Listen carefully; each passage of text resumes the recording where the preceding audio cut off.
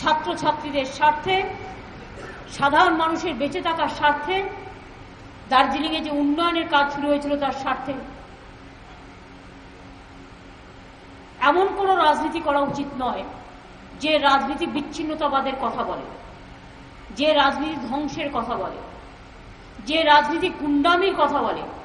আমি এখনো মনে করি peacefully everything can be settle, যেটা সেটেল হয়ে গেছে অলরেডি।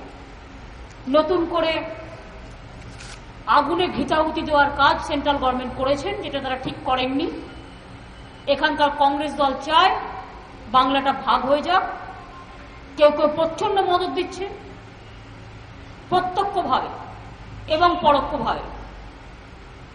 যেদিন আমরা দার্জিলিংয়ে দাঁড়িয়ে মিটিং করছিলাম কালিম্পংয়ে, সেদিনই স্বরাষ্ট্রমন্ত্রীর কাছে গিয়ে তারা দেখা করে কি বলেছেন উনি আমি জানি না, বাইরে বা তাদেরই বা কি বলেছেন, অক্সিজেন নিয়ে এসে সবাইকে থ্রেট করা শুরু করেছেন। এসব থ্রেট বরদাস্ত করা যাবে না, রাজ্যটার নাম পশ্চিমবঙ্গ।